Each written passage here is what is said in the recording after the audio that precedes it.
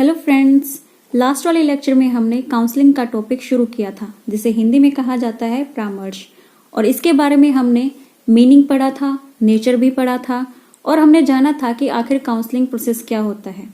और काउंसलिंग में हमने 2 पॉइंट इंपॉर्टेंट पढ़े थे कि काउंसली और काउंसलर किसे कहा जाता है। दोनों का ही काम हमने, दोनों का ही रोल अच्छे से देखा था। तो उससे आगे हम आज पढ़ने वाले हैं काउंसलिंग का टाइप्स क्या क्या होते हैं, काउंसलिंग का फॉर्मेट क्या होता है। फॉर्मेट यानी कि कैसे कैसे काउंसलिंग की जा सकती है, कैसे सेटअप में काउंसलिंग की जा सकती है, वो हम देखेंगे। तो फॉर्मेट एंड काउंसलिंग सेटअप हम हेडिंग डाल सकते हैं और ये हम दोनों चीजें आज पढ़ने वाले हैं, काउंसलिंग के टाइप्स और काउंसलिंग के फॉर्मेट एंड सेटअप। तो चलिए शुरू करते हैं अपने आज के टॉपिक को। मैं मंजीत कौर और स्वागत है आपका अपने यूट्यूब चैनल जिसका नाम है हेल्प योरसेल्फ। तो सबसे पहले हम देखेंगे काउंसलिंग का फॉर्मेट या सेटअप, यानी कि काउंसलिंग कैसे कैसे की जा सकती है। तो जनरली हम देखेंगे काउंसलिंग देखिए इंडिविजुअल भी की जा सकती है और ग्रुप में भी की जा सकती है और टेलीफोनिक भी की जा सकती है और ये ऑनलाइन भी की जा सकती है। तो एक बार इन चारों नामों को हम लिख लेते हैं और फिर इनको एक एक करके एक्सप्लेन करते जाएंगे। देखिए आपके सामने 4 पॉइंट यहाँ पर लिखे हुए हैं। पहला है इंडिविजुअल, सेकंड है ग्रुप काउंसलिंग और थर्ड है टेलीफोनिक काउंसलिंग या टेलीफोनिक सेशन भी हम कह सकते हैं और ऑनलाइन काउंसलिंग या ऑनलाइन सेशन भी हम कह सकते हैं। तो देखिए पहला है हमारा इंडिविजुअल काउंसलिंग। ये कौन सी होती है? ये वो सेटअप होता है जहां पर एक व्यक्ति और एक काउंसलर यानी कि फेस टू फेस रिलेशन, यहाँ पर 2 इंसान होंगे, एक ही टाइम पर एक व्यक्ति की काउंसलिंग की जाती है। एक समय पर एक व्यक्ति की काउंसलिंग की जाए तो उसे कहते हैं इंडिविजुअल काउंसलिंग, यानी कि यहाँ पर काउंसली एक होगा और काउंसलर जो उसकी काउंसलिंग करेगा। तो इसके बारे में हम कह सकते हैं, पहला अगर हम पॉइंट देखें तो पहला हो जाएगा 1 पर्सन एंड 1 काउंसलर। तो क्या हो गया यहाँ पे 1 पर्सन एंड 1 काउंसलर हो जाएगा। सेकंड हम देखते हैं यहाँ पर 2 ग्रुप काउंसलिंग। ग्रुप काउंसलिंग में क्या होता है, बिल्कुल विपरीत हो जाएगा कि यहाँ पर एक समय पर अगर 2 या 2 से अधिक व्यक्ति हों काउंसलर के रूप में तो उसे कहते हैं ग्रुप काउंसलिंग, यानी कि एक ग्रुप की काउंसलिंग की जाती है एक टाइम पर एक, तो उसे कहते हैं हम ग्रुप काउंसलिंग। तो ग्रुप काउंसलिंग क्या हो गया, एक समय पर जब कई सारे व्यक्ति की, कई सारे पर्सन की काउंसलिंग की जाती है तो उसे कहा जाता है ग्रुप काउंसलिंग। ये कैसे होता है, तो ये देखिए इस तरह से हो सकता है कि आपको कोई परफॉर्मा दिया जाता है कि आप इस समय पे क्या फील कर रहे हैं। जैसे एक जैसा ग्रुप बना दिया जाता है, जैसे हम सब्सटेंस अब्यूज का ग्रुप ले सकते हैं, जो एक जैसे सिम्टम्स रखते हो उनका एक ग्रुप बनाकर हम उनकी काउंसलिंग एक साथ कर सकते हैं।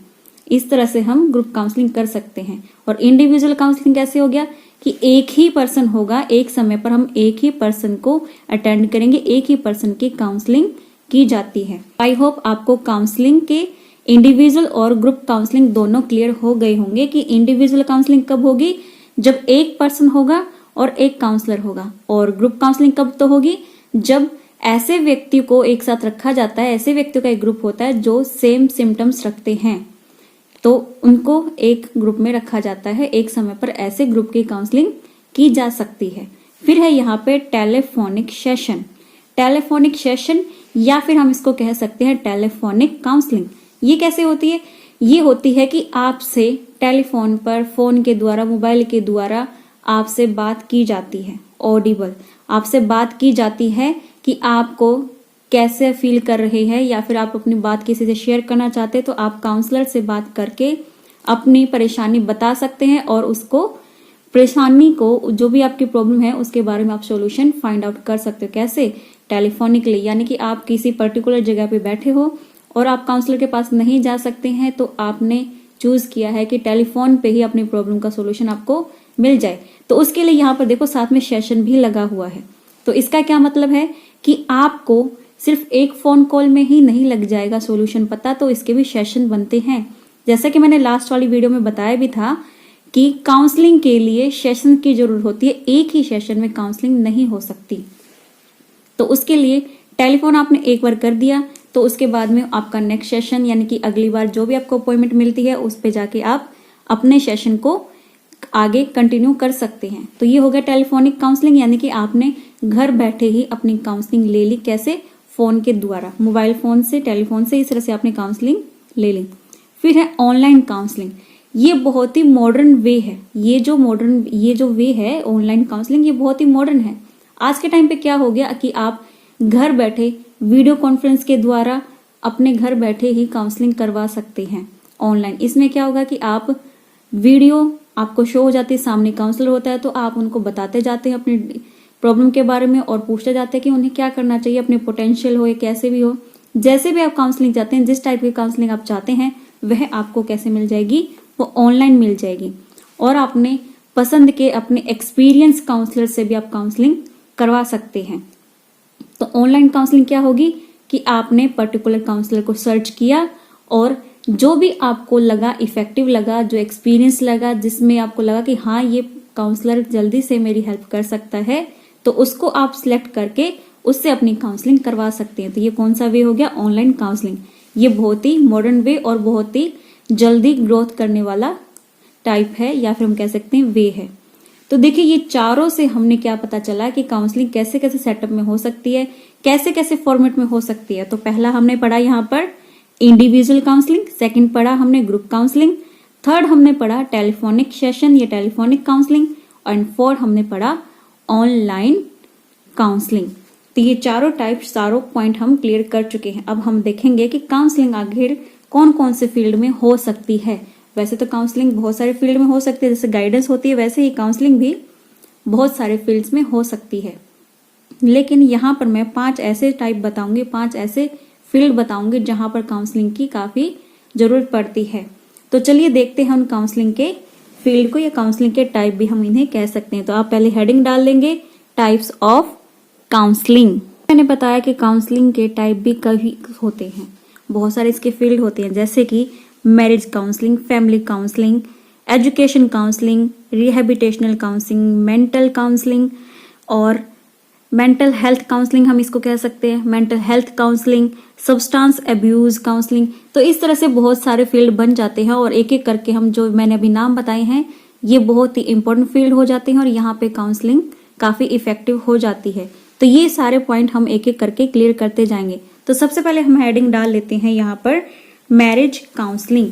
सबसे पहले हम डाल लेते हैं यहाँ पर मैरिज काउंसलिंग या फैमिली काउंसलिंग। तो देखिए गाइस, फर्स्ट पॉइंट यहाँ पे हमारा है marriage and family counselling. First हमारा पॉइंट क्या है? Marriage and family counselling. इसमें क्या होता है ये हम अब क्लियर करते हैं। तो देखिए यहाँ पर हम सभी को कभी ना कभी प्रॉब्लम फेस करनी पड़ती है। हमें प्रॉब्लम आती है कब? हमारी लाइफ में, मैरिज में यानी कि आफ्टर मैरिज जब कभी परिवार में ऐसी बातें हो जाती हैं जहां पर आपको लगता है कि अब तो किसी की हेल्प लेनी ही पड़ेगी, या ऐसी चीजें आ जाती हैं जब आप खुद से सॉर्ट आउट नहीं कर पाते, तो आप क्या कर सकते हैं? तब मैरिज काउंसलिंग या फैमिली काउंसलिंग ले सकते हैं। यहाँ पर कैसे हेल्प होगी? यहाँ पर देखिए, जब आपको कोई प्रॉब्लम फेस करनी पड़ रही है, बहुत सारी प्रॉब्लम हो गई आपकी मैरिज में, नहीं चल पा रही है यहाँ पे मैरिज, या फिर परिवार को अलग होना पड़ रहा है, तो आप मैरिज काउंसलर या फैमिली काउंसलर के पास में जाके बात कर सकते हैं। वहां पे कैसे हेल्प होगी? वहां पे ये काउंसलिंग आपको हेल्प करती है कि अपने पार्टनर को अच्छे से समझें और जो प्रॉब्लम है उन प्रॉब्लम की जड़ तक जाएं। और काउंसलिंग में क्या होता है कि आपको सॉल्यूशन जो भी होते हैं, जो भी आपके प्रॉब्लम के सॉल्यूशन हो सकते हैं, वो आपको प्रिस्क्राइब कर दिए जाते हैं। जो भी सॉल्यूशन होंगे आपके प्रॉब्लम्स के, वो कॉन्फिडेंसली आपको बता दिए जाते हैं और उन सॉल्यूशन को अपनाकर आप अपनी फैमिली या अपनी मैरिज को बचा सकते हैं। तो इस तरह से हम कह सकते हैं मैरिज काउंसलिंग में क्या होता है, मैरिज काउंसलर आपको आपके प्रॉब्लम के सॉल्यूशन देता है, प्रिस्क्राइब करता है, और उस सॉल्यूशन में से जो भी सॉल्यूशन आपको सही लगता है आप उसके द्वारा अपनी प्रॉब्लम को सॉल्व कर सकते हैं। तो ये हो गया फर्स्ट पॉइंट जिसका नाम था marriage and family counselling. Second हम देखते हैं यहाँ पर एजुकेशन काउंसलिंग। तो चलिए हम लिख लेते हैं इसे।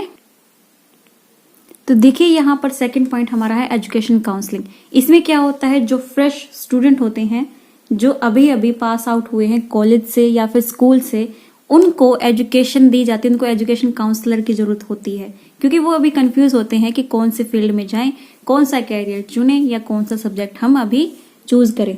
तो उसकी कंफ्यूजन को दूर करने के लिए आप ले सकते हैं एजुकेशनल काउंसलिंग। तो एजुकेशनल काउंसलर क्या करता है, आपको बताता है कि आपके पॉइंट जो भी कंफ्यूजन है उनको क्लियर करता है और आपको ऐसी जगह बताता है कि जहां पे आप जा सकते हो, जो आपको सूट करती है, आपको आपकी एबिलिटी के अकॉर्डिंग आपको अपने फील्ड बताता है कि कहाँ पे आप अपना 100% दे सकते हैं और कहाँ पे अपना 100% नहीं दे पाएंगे।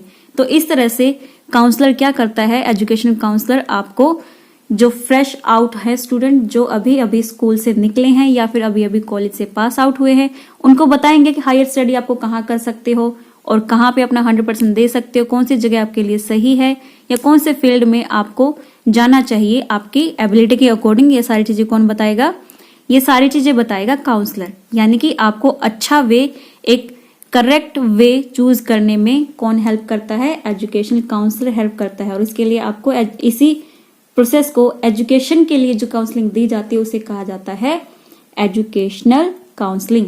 सेकंड ये था एजुकेशनल काउंसलिंग और फर्स्ट हमारा था marriage and family counselling. Third हम देख लेते हैं, थर्ड पॉइंट क्या है। थर्ड पॉइंट है हमारा रिहेबिटेशनल काउंसलिंग। इसमें क्या होता है, it refers to a practice with their emotional and physical disabilities. It evaluate the strength and limitation of their patients, client and person.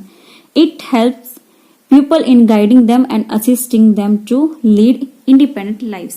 तो इसका क्या मतलब होता है, इसका मतलब होता है ये एक तरह से प्रैक्टिस है, एक तरह से चीज है जहां पे आप प्रैक्टिस करवाई जाती है आपको इमोशनली और फिजिकली, आपकी जो डिसेबिलिटीज हैं, जो फिजिकली और आप इमोशनली थोड़े वीक हो गए या फिर कुछ कमियां, उनको दूर किया जाता है, आपको इवेल्युएट किया जाता है, आपकी स्ट्रेंथ बताई जाती है, आपकी लिमिटेशन बताई जाती हैं और आपको तैयार किया जाता है कि आप इंडिपेंडेंटली जी सकें, इंडिपेंडेंटली कुछ कर सकें। और ये मोस्टली यूज की जाती है मेडिकल टर्म में। और हम कह सकते जैसे मान लीजिए, इसका एक एग्जांपल लेके बताती हूँ आपको। मान लीजिए सब्सटेंस एब्यूज का एक पेशेंट है, ड्रिंक एडिक्टेड वो हो गया था, तो उसका अब इलाज किया है, लेकिन इलाज करने पर ड्रिंक में जो उसने इतना समय गवा दिया था, अपना काम धंधा सब छोड़ दिया था, तो अब वो वापस अपने काम पर जाना चाहता है। वो तैयार है अपने काम पर जाने के लिए, लेकिन फिर से उसी रूटीन को वो कैसे अपनाए। तो रिहेबिटेशनल टीम क्या करती है, रिहेबिटेशनल काउंसलर क्या करता है, उसे फिर से अपने फील्ड में जाने के लिए तैयार करता है। उसे फिर से अपने फील्ड में उतारने के लिए काउंसलर अब उसकी हेल्प करता है कि कैसे आपको जाना है, कैसे एडजस्ट करना है, कैसे चीजों को हैंडल करना है। अगर कोई आपको बुली करता है फिर से, क्योंकि देखिए एक पर्सन जब तैयार होके आता है, पेशेंट आता है, मान लीजिए सब्सटेंस अब्यूज हम मान ही रहे थे कि ड्रिंक था एक हमारा ड्रिंक वाला हम एग्जाम्पल लेके चले थे। तो कोई इंसान अगर ड्रिंक छोड़ के आता है तो उसे परखने के लिए भी कोई बहुत से लोग लग जाते हैं, जैसे कोई उसके कहला चलिए ड्रिंक कर लेते हैं या फिर देखते हैं इसने छोड़ दी कि नहीं छोड़ दिए। तो इस तरह से काउंसलर उसको हर सिचुएशन का सामना करने के लिए पहले ही रेडी कर देता है। या फिर इस तरह से भी हो सकता है कि अपने वर्क में आप वापस जा रहा है इंसान, तो उसको कहा जाए कि देखिए यही वो पर्सन था जो इतनी ड्रिंक करता था। तो हर सिचुएशन के लिए काउंसलर, रिहेबिटेशनल काउंसलर उसे तैयार करता है कि कौन सी सिचुएशन पे आपको कैसे रिएक्ट करना है या फिर क्या क्या आपको सुनना मिल सकता है, वो उसको आप कैसे हैंडल करोगे। ये सारी प्रॉब्लम्स के लिए रिहेबिटेशनल काउंसलर एक पर्सन को तैयार करता है और उसे उसके पोटेंशियल जो होते हैं उनके स्ट्रेंथ के बारे में उसे बताता है कि कहाँ पे अपने स्ट्रेंथ को यूज करना है और ये इन कमियों को आपने इन कमियों को हटाना है और स्ट्रेंथ को इंक्रीज करना है। यानी कि रिहेबिटेशन फिर से आपको आपकी लाइफ में जीने के लिए, एक बेहतर लीव के लिए, बेहतर लाइफ के लिए तैयार करता है। तो ये क्या हो गया, रिहेबिटेशनल काउंसलिंग। अब आगे देखते हैं हम आगे क्या है। आगे हम देखते हैं नंबर 4। आगे हम देखते हैं नंबर 4 और ये है हमारा मेंटल हेल्थ काउंसलिंग। क्या लिख रहे हैं हम इसे, मेंटल हेल्थ काउंसलिंग। अब मेंटल हेल्थ काउंसलिंग क्या होती है वो हम देखेंगे। अब मेंटल हेल्थ आज के टाइम पे, मॉडर्न टाइम पे बहुत ही इंपॉर्टेंट हो गई है, क्योंकि आज के टाइम हमारी हो गई भाग दौड़ वाली। Have becomes very common in their days. तो जैसा मैंने अभी बताया कि ये बहुत ही कॉमन हो गई आज के टाइम पे, बहुत ही ज्यादा मॉडर्न टाइम में ये चीज देखने को मिल रही है। तो ये काउंसलिंग क्या करती है, मेंटल हेल्थ काउंसलिंग हेल्प करती है एक इंसान को खुद को पहचानने के लिए और अपने सिम्टम्स के लिए कि क्या अपने मेंटल सिम्टम्स, अगर आपको मेंटल डिजीज है, मेंटल हेल्थ आपकी बिगड़ रही है, तो कौन कौन से सिम्टम्स से आपको पता लगेगा, कौन कौन सिम्टम्स से आपको आइडेंटिफाई हो जाएगा कि आपको मेंटल हेल्थ इशू है। तो कैसे हो सकते हैं, देखिए मेंटल हेल्थ इशू कौन कौन से हैं आज के टाइम पे। डिप्रेशन बहुत जल्दी हो रहा है, एंजाइटी हो रही है, बायोपोलर डिसऑर्डर हो रहा है, आपको ADHD हो रहा है, यानी कि जो मेंटल, यानी कि आपसे साइकोलॉजिकल जो हमारी डिजीज होती हैं वो डिजीज कैसे आइडेंटिफाई करेंगे, ये कौन बताता है, ये आइडेंटिफाई करता है mental health counselling. Mental health counselling में आइडेंटिफाई किया जाता है, जो कि आज के टाइम पे देखिए भाग दौड़ की दुनिया है हमारे पास बिल्कुल भी टाइम नहीं है, हर जगह पे स्ट्रेस, हर जगह पे डिप्रेशन है, बहुत सी ऐसी चीजें हैं, हमें बहुत सी ऐसी जगह है जहाँ पे हमें टेंशन मिलती रहती है, जैसे काम पूरा नहीं किया तो टेंशन, तो उसके लिए क्या होता है, बहुत सारी एंग्जाइटी ले लेते हो, ये सब होते हैं हमारे मेंटल हेल्थ इशू। तो इसमें क्या करते हैं काउंसलर, इसमें काउंसलर करता है, आपको बताता है कि कैसे आपने आइडेंटिफाई करने, कौन से ऐसे कॉमन सिम्टम्स होते हैं जिनसे आपको पता चलता है कि आपको मेंटल हेल्थ काउंसलर की जरूरत है। और ये मेंटल हेल्थ यानी कि जो अभी बताया मैंने डिसऑर्डर जो होते हैं या फिर डिजीज होती हैं जो आपकी मेंटल हेल्थ बिगाड़ देती है, ये इम्पैक्ट करती है आपकी डायरेक्टली, आपकी लाइफ को डायरेक्टली इफेक्ट करती है। तो कौन कौन से हो गए आज के टाइम पे जो मेंटल हेल्थ इश्यू चल रहे हैं, एक तो है हमारा डिप्रेशन हो गया, और ADHD है, और इसके साथ में हम कह सकते हैं बायोपोलर भी है, बायोपोलर डिसऑर्डर भी कह सकते हैं, PTSD, ये सभी हैं मेंटल हेल्थ इशू हैं। मेंटल हेल्थ आपकी काउंसलिंग के लिए ये इंपॉर्टेंट होता है कि आपको काउंसलिंग लेनी चाहिए। ऐसे सिम्टम्स होते हैं, यानी कि हम यहाँ पे देख रहे हैं कि मेंटल हेल्थ काउंसलिंग कौन सी होती है। मेंटल हेल्थ काउंसलिंग वो होती है जहां पर आप अपनी डेली के जो काम कर रहे हो उस पर इम्पैक्ट पड़ता है, वो अच्छे से कर नहीं पाते हो, तो ये मेंटल हेल्थ काउंसलिंग है। जैसे आपने बहुत ज़्यादा एक्सेस में एंग्जाइटी ले ली तो उससे भी आपकी जो डेली लाइफ है, डेली रूटीन है, उस पर काफ़ी इम्पैक्ट पड़ता है, आप अच्छे से अपनी रूटीन को नहीं कर पाते हो। तो उसके आगे हम देखते हैं नंबर 5। नंबर 5 में क्या होता है, नंबर 5 पॉइंट देखेंगे हम अभी, सब्सटेंस अब्यूज काउंसलिंग। इसमें क्या होता है, इसमें भी हम देख लेते हैं। सब्सटेंस अब्यूज, जैसे मैंने अभी थोड़ी देर पहले ही आपको रिहेबिलिटेशन काउंसलिंग में एक सब्सटेंस अब्यूज का एग्जांपल देके बताया था। इसमें क्या होता है, इसमें एक पीपल को या फिर जिनको जरूरत है उनको ट्रीट किया जाता है, उनको सपोर्ट दिया जाता है कि कैसे वो अपने इस सब्सटेंस अब्यूज से इसको बाहर निकले, कैसे वो उससे छुटकारा पाए। इसके लिए क्या करता है सब्सटेंस अब्यूज काउंसलिंग, एक पर्सन को सपोर्ट करती है, एक पर्सन के लिए ट्रीटिंग का काम करती है, उसके लिए ग्रुप थेरेपी लेके आती है, बहुत सारे तरीके अपनाकर एक सब्सटेंस अब्यूज पेशेंट को हेल्प दी जाती है। तो इसमें क्या होता है, कैसे हेल्प करेंगे कि उसको बताएंगे जो उसकी एडिक्शन है उसके पीछे तक उसका पूरा काम करेंगे, कहाँ से उसकी एडिक्शन शुरू हुई थी एडिक्शन, और कैसे कैसे उसके एडिक्शन छोड़ने में कौन कौन सी बाधाएं आ रही हैं, उन बाधाओं के बारे में भी सोचा जाएगा सब्सटेंस अब्यूज में। और एक तरह से हम कह सकते हैं कि सब्सटेंस अब्यूज काउंसलिंग में क्या किया जाता है, अगर हम एक लाइन में बोलें तो ये हेल्प करती है एक पर्सन की, उसको अच्छे से ट्रीट करने में, उसको हेल्प करती है, उसको सपोर्ट करती है कि कैसे वो अपनी इस एडिक्शन को तोड़ दे, कैसे अपनी इस एडिक्शन को छोड़ दे। तो ये क्या हो गया, ये हो गई हमारी सब्सटेंस अब्यूज काउंसलिंग।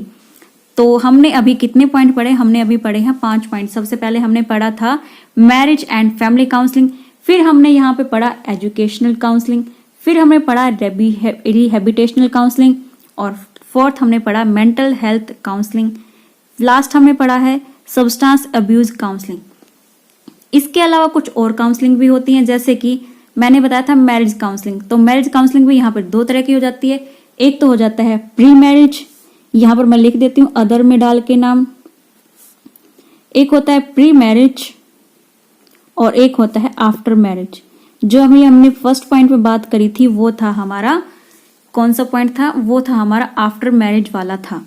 तो यहाँ पे प्री मैरिज में क्या होता है कि आपका मान लीजिए रिश्ता हो रहा है कहीं पे, तो आप बहुत ही नर्वस हो गए, बहुत ही कंफ्यूज हो गए, बहुत ही एंग्जाइटी ले ली अपने कि हमारे तो रिश्ते की बात चल रही है, तो अब क्या करे क्या ना करे, इस तरह से बहुत सारे क्वेश्चन होते हैं।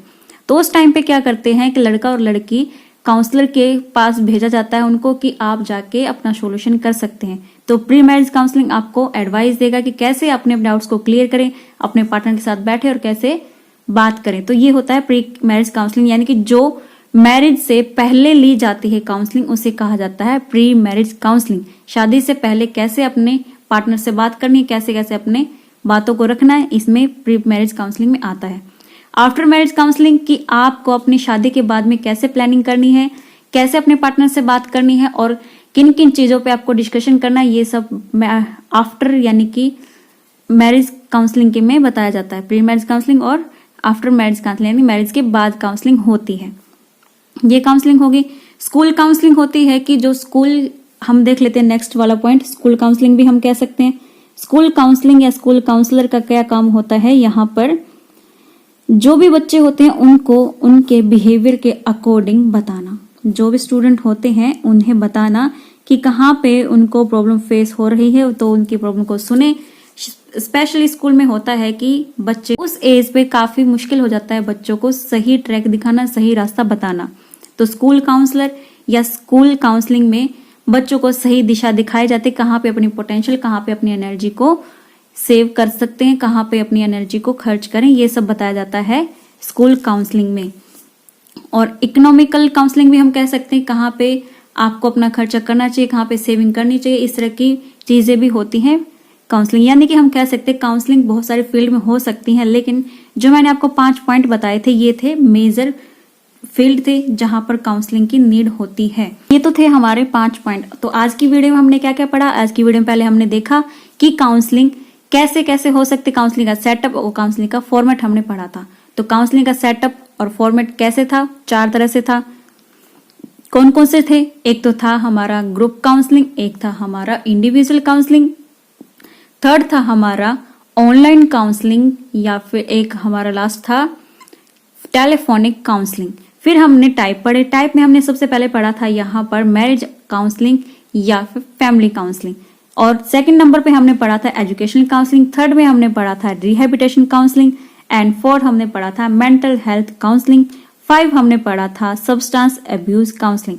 तो आई होप आपको याद भी हो गए होंगे साथ साथ में, और सारे पॉइंट क्लियर भी हो गए होंगे। अगर आपको ये वीडियो अच्छी लगी है तो प्लीज वीडियो को लाइक कीजिए, शेयर कीजिए, और चैनल पर नए हैं तो चैनल को सब्सक्राइब करना ना भूलें। मिलते हैं नेक्स्ट वीडियो में नेक्स्ट टॉपिक के साथ में, तब तक के लिए guys bye bye, take care.